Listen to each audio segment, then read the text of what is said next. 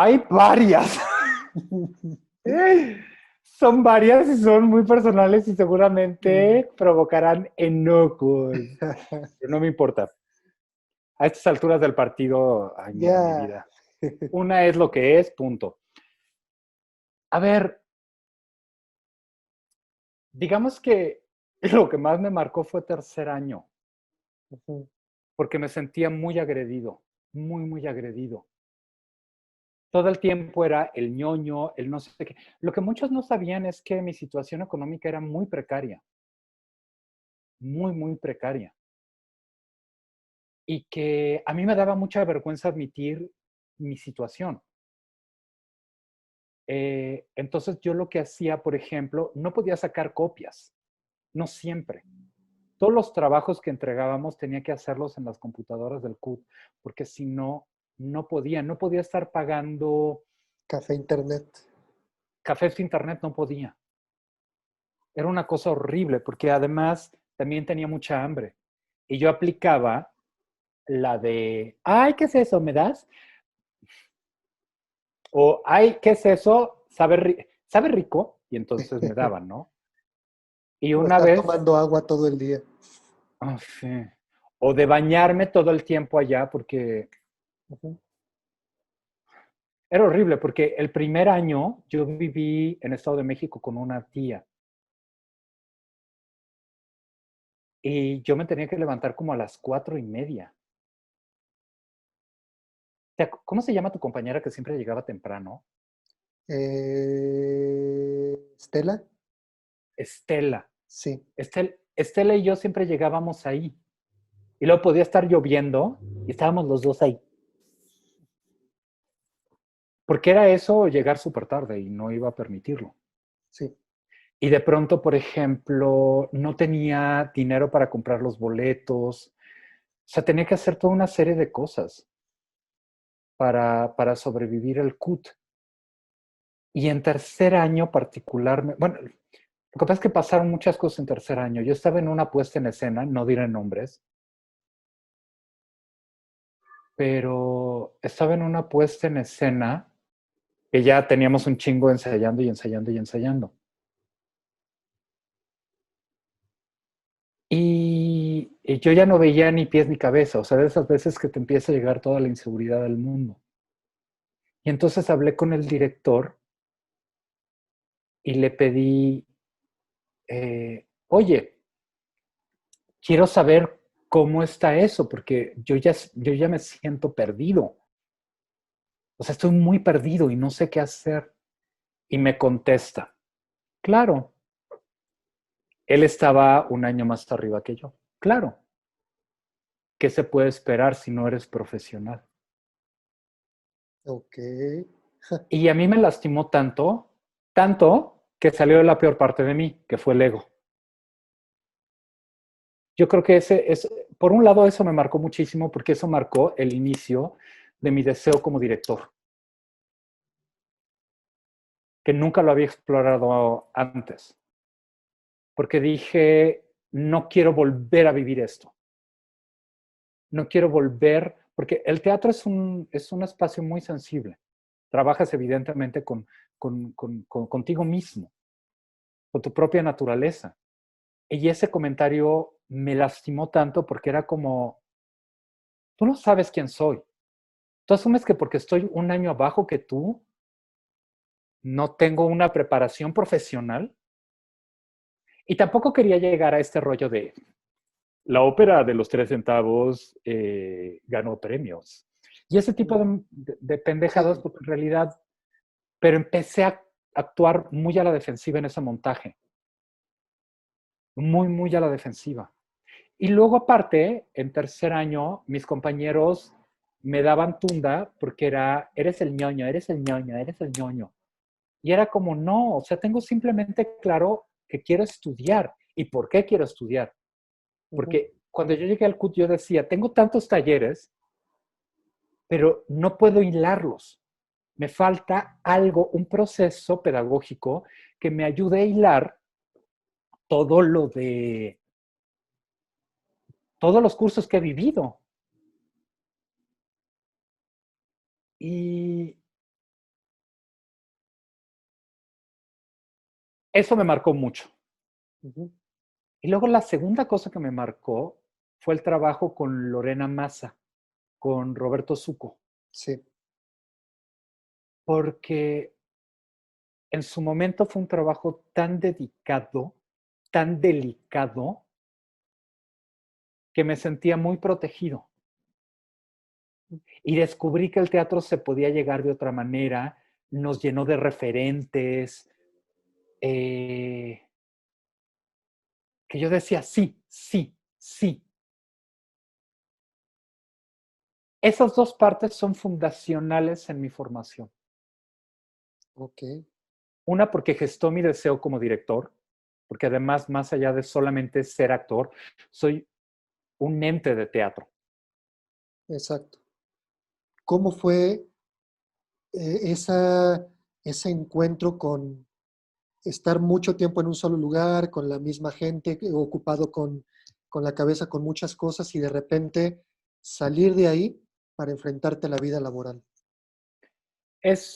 Y lo voy a decir así, aunque me pongas el pip, fue un madrazo, fue un putazote. O sea, porque la escuela, el CUT, protege tanto, nos protege tanto que cuando sales y vives la realidad, o sea, la realidad, no los ideales en los que estábamos metidos y sujetos, te quieres morir.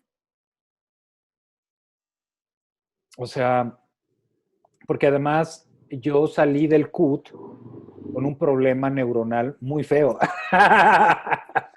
Y no era para menos. No, no, no.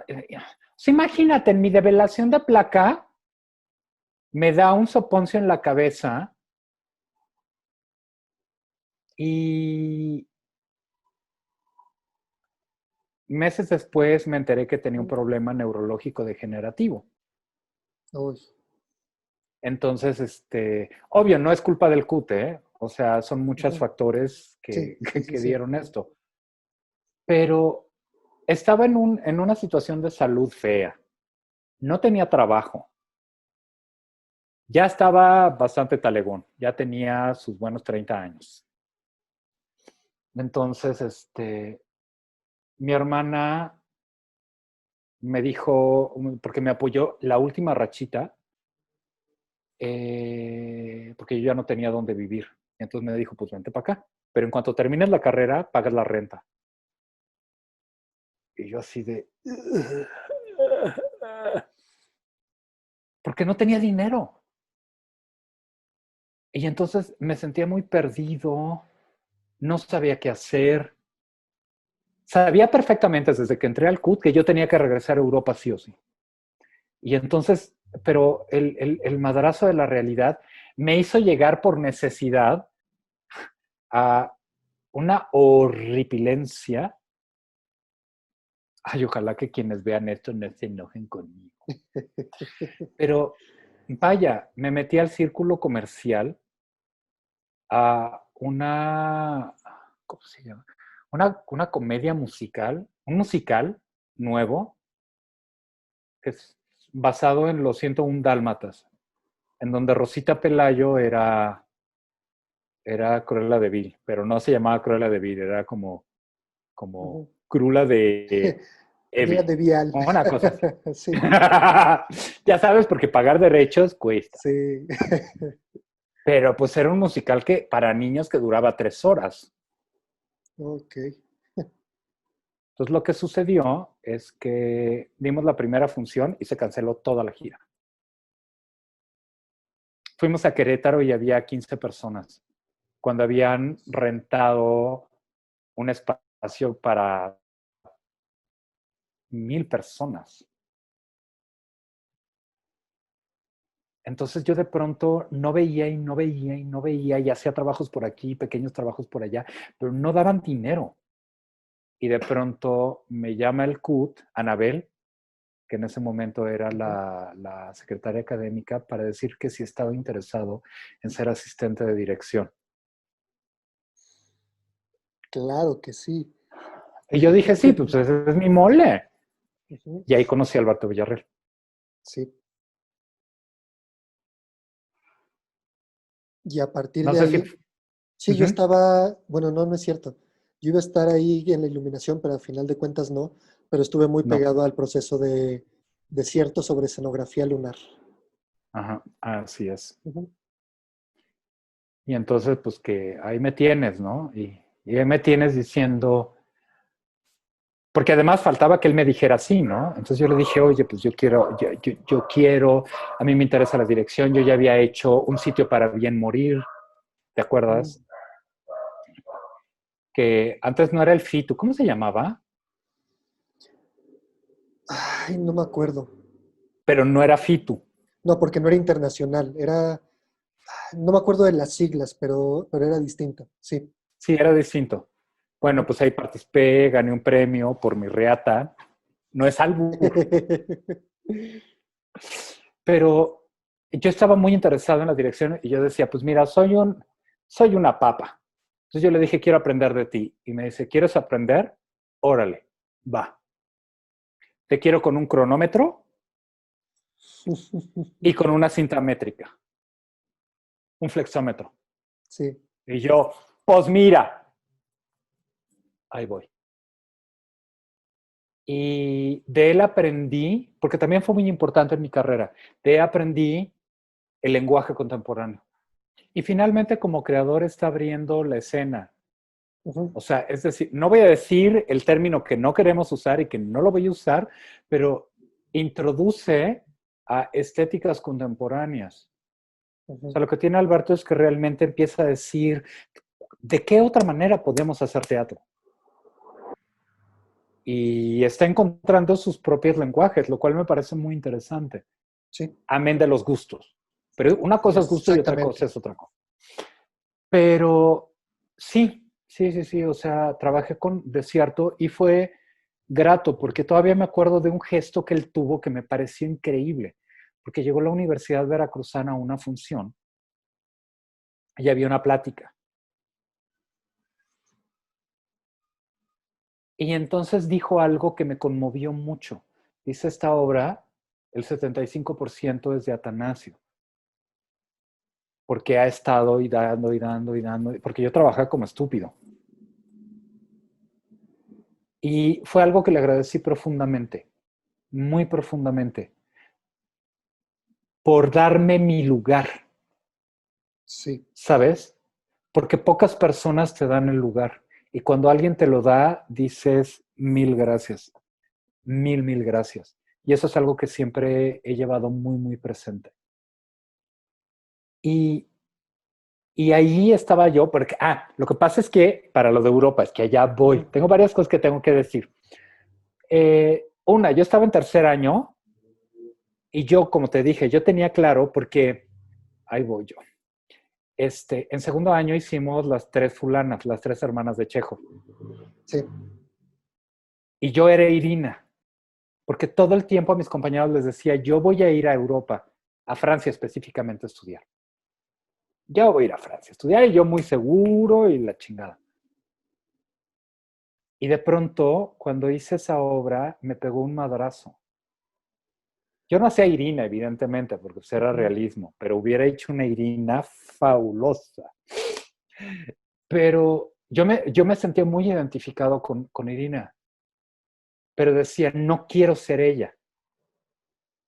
No quiero que Francia, mis estudios, mi vivir allá, se transforme en el Moscú de Irina.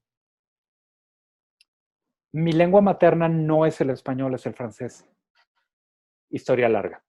Ok.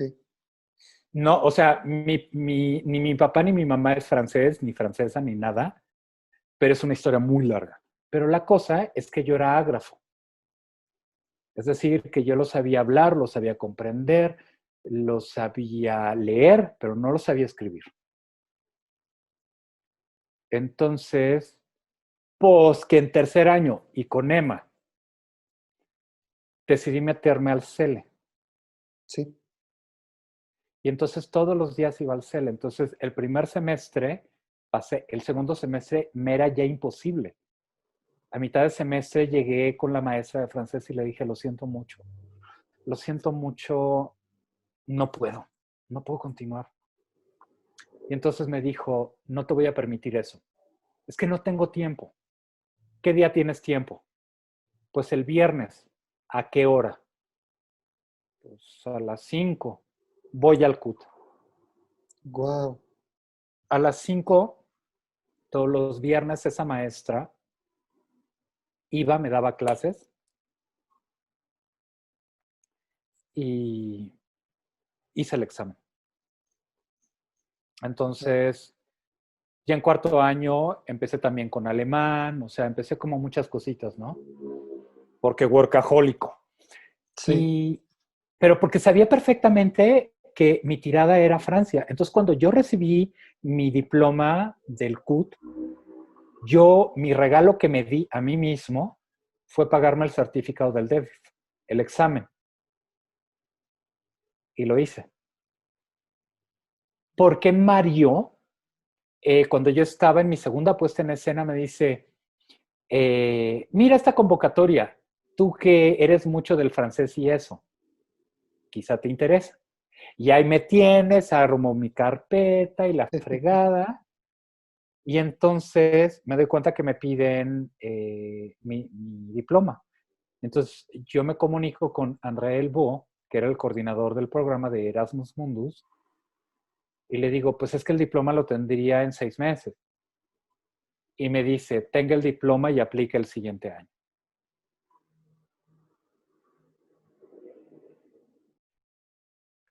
Y entonces, pues sí quedé un poco como, oh.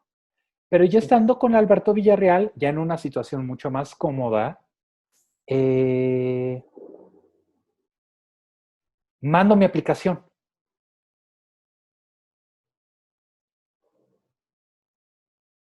Y que me la dan. Y fue una sensación. Por 2 años eran 48,000 euros. Uy. O sea, era Sí. más de medio millón de pesos invertido en educación.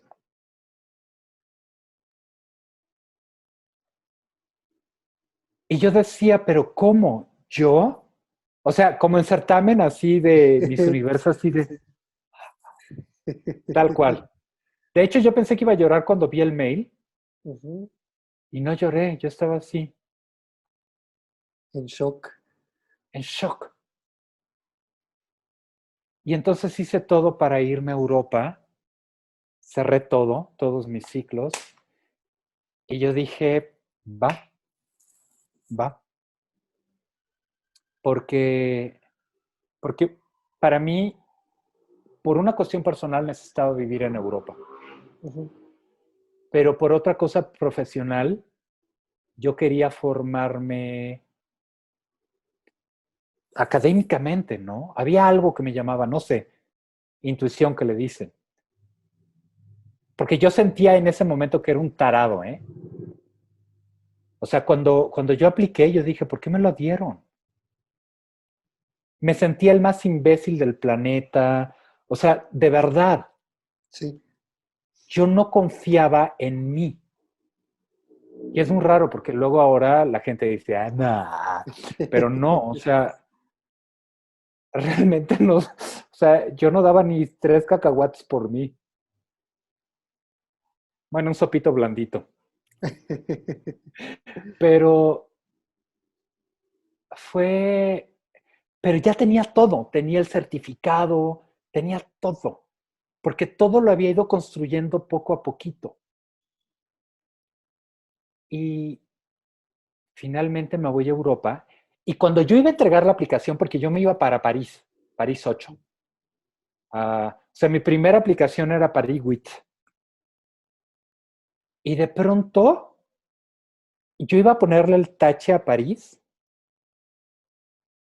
y hubo una así, no te lo puedo decir porque la verdad es que sigo sin entender qué me pasó, porque yo de Bruselas no conocía ni un carajo, de verdad.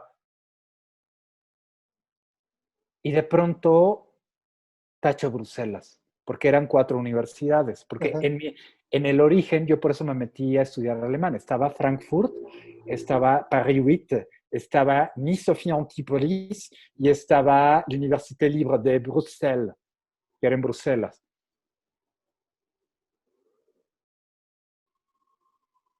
Y cuando toda mi seguridad era para París, me fui para Bruselas, una ciudad que no conocía, o sea, no sabía nada de Bruselas, pero de verdad nada. Y me enamoré. Me enamoré. O sea, una ciudad viva, culturalmente rica. Empecé a ver otro tipo de espectáculos que me llamaban mucho la atención y que decía, ¡ah! ¿Esto es posible? O sea, ¿a quién se le ocurrió? Fui a Aviñón, tomé ¿cómo se llama? Es que no es taller, es un stage. Eh, es como, no sé cómo llamarlo, pero bueno, stage le ponemos así. Eh, un workshop de Ok. crítica teatral en ¿cómo se llama? Eh, en el Festival de Aviñón. Y yo estaba así de alucinado. Vi cosas horrendas, ¿eh? O sea, tampoco hay que tragarnos todo lo que nos venden de Europa, la verdad. Pero había otras cosas que de pronto yo decía, madre de Dios, ¿qué es esto? Y empecé a interrogarme muchísimo sobre las formas contemporáneas y pues heme aquí. Pues mira, yo desde un principio había puesto, bueno, al principio era París, pero luego me fui a Sí. Bruselas, pero luego me quedaba claro porque yo tenía que pasar por 2 universidades mínimo Ok. o 3 máximo, porque el primer año tenías que quedarte un año completito en la universidad base, que podía ser estas 4, la de Frankfurt, la de tal, tal, tal, tal. Y luego las otras podías estar un semestre y luego otro semestre, o podías estar el año. Por eso podías tener de 3. Y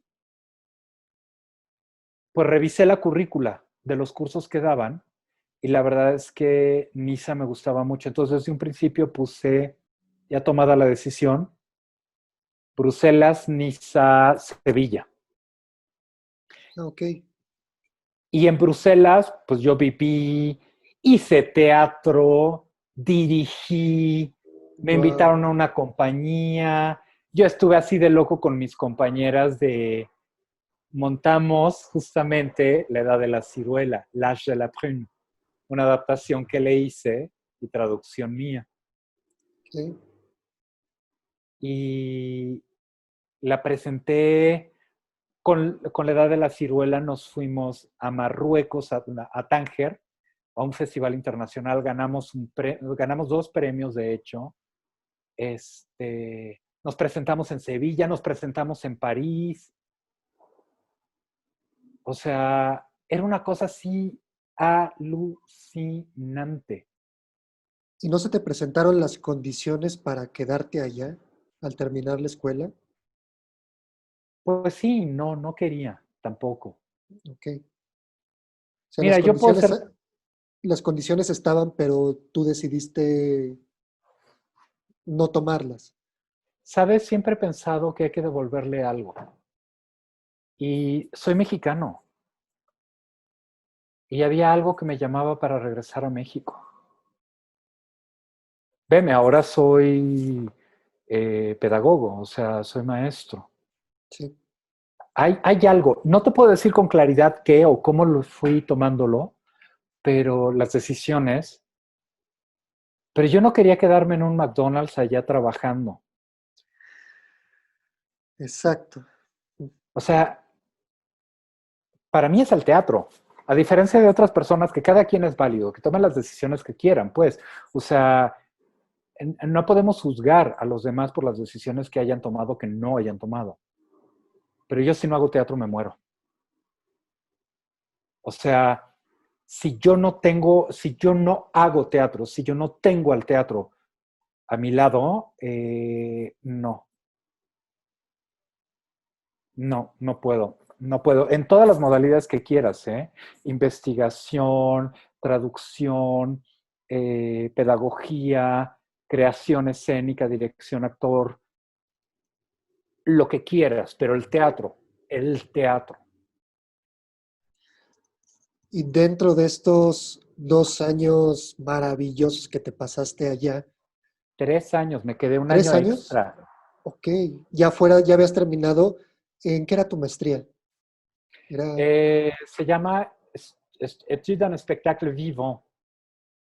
Literalmente ok, sería estudios en espectáculo vivo.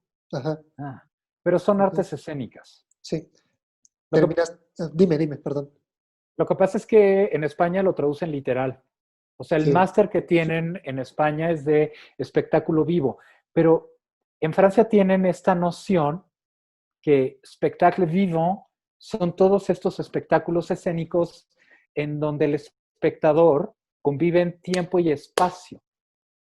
sí. Y más ahora con lo del coronavirus, que hay muchas cuestiones de con que si el teatro, no el teatro, lo que sea, Ujú, pues sí, todo aquello que tiene un espacio y un tiempo compartido es espectacle vivant. Ópera, música, danza, circo, performance, teatro. sí. Y, Entonces, ahí soy especialista y luego, a la par, una maestría de semiótica teatral en Sevilla. O ok. sea, porque me prolongué. ¿Cómo fue después de estos 3 años tu reencuentro con México? ¿A dónde Horrible. llegaste? ¿Cómo fue ahora sí que el romper una forma de vida, una manera de ver las cosas y reencontrarte nuevamente con México? Fue horrible, pero te voy a decir por qué es horrible.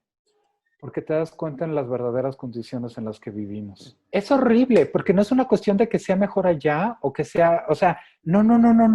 Los sistemas comparativos en este caso y sobre todo por ámbitos sociales y medios de producción no son válidos. No son válidos.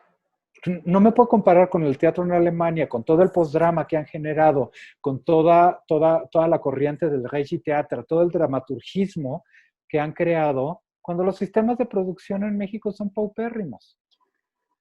Exactamente. Tienes una compañía como lo es la de Shishi Pop, en donde el gobierno mismo puede darles dinero para poder hacer una investigación por años. Tú no puedes hacer eso en México a menos de que seas la compañía nacional Sí, o que seas Valdés Curi. O sea, pero si no, muy difícilmente puedes lograr eso. Todo se vuelve rápido. Fue tan claro que es un ejemplo muy claro, porque yo había vivido en la Ciudad de México para mis estudios, pero lo que me sorprendió es al regresar ver el smog. Nunca lo había percibido, pero lo vi. Y para mí fue tan fuerte que dije, nunca me había dado cuenta. O sea, era consciente de mi realidad y era depresiva. Y luego de pronto en México, bueno, cerrándome puertas porque quién eres tú, nadie te conoce, bla, bla, sí. bla, bla, bla. Y entonces yo me sentí horrible, porque yo decía, yo pensé, yo además en mi ego inflado como Rice Krispies, ¡gol! Este, como arroz inflado. Eh, claro, yo con maestría de Europa me van a llamar. Y me llamaron para decirme gracias, el siguiente. Sí, Y es doloroso porque te das cuenta que en el sistema y los medios de producción en los que vivimos en México, punto. No me voy a poner a decir más cosas que ya sabemos. Y se me cerraban puertas y puertas y puertas y puertas y puertas, porque yo ya iba para el doctorado. Eso es muy importante. Y yo ya estaba aceptado el doctorado, yo ya había pagado mi año en ISA. mi doctorado. Ok. Había aplicado al FONCA porque había salido muy tarde, porque no había dinero y se había juntado con el CONACYT. El FONCA me acepta. Ay, capaz que me van a vetar ahora más por eso. Me Podemos vale. editar, no te preocupes. No, no, no, tú no editas, yo no tengo pelos en... Pero el CONACYT me dijo que no. Y el CONACYT me dijo que no porque no tenía licenciatura. Tenía Ujú. 2 maestrías, estaba aceptado en el doctorado, Pero no pero tenías no tenía la licenciatura. licenciatura. Claro, porque el CUT en ese entonces era diplomatura, Sí. era diplomado.